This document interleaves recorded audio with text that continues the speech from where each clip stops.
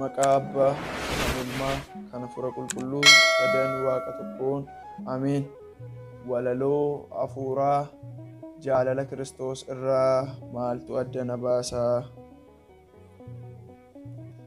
Maaltu adda na baasaa jaalala kee irraa? Samiirras yoo ta'e addunyaa kanarraa jaalala kee irraa wanti adda na baasu waan tokkollee hin jiru.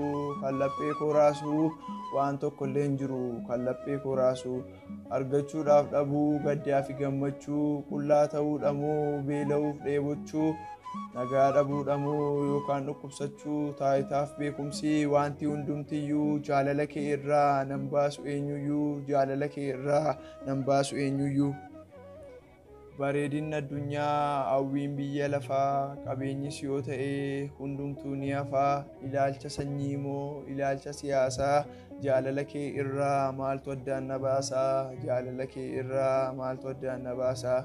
Hidhaa fi reebichi biyyarraa godaanuu, jetteen namaa gaafa na waraanu, sirraa addan ba'uu hin dandeenye ani waantan booji'ameef jaalala keetiini, waantan booji'ameef jaalala keetiini.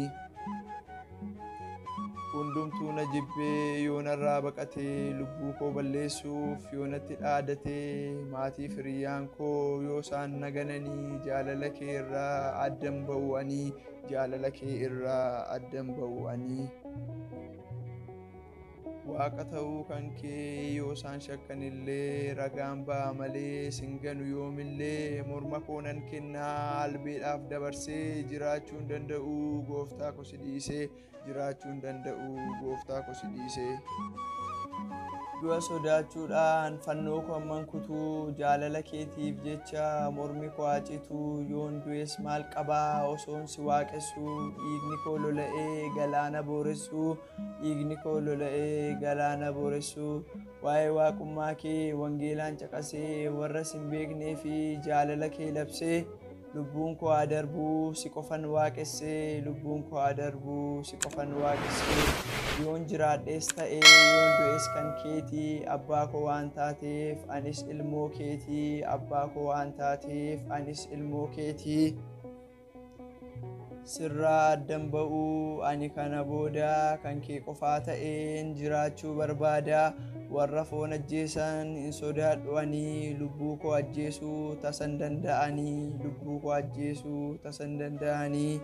Isa fooniif lubbuu ajjeesuu danda'u, isaafan bitamaa waaqa hundaa mo'u, jedheetan dubbadhaa sodaa tokko malee, jaalala kee irraa nan baasu eenyullee, jaalala kee irraa nan baasu eenyullee. Qormaata erga ta'ee kiristaanummaan koo, osoon si waaqessuu hadarbu lubbuun koo, hanga du'aattillee siifan amanamaa, gonfoon kabajamaan si biraa argama, gonfoo kabajamaan si biraa argama. Waan na dhaggeeffataniif guddaa galatoomaa. Eebbi Abbaa, jaalalli Ilmaa, tokkummaan Hafuura Qulqulluu hunda keenya wajjin haa ta'u bara baraan.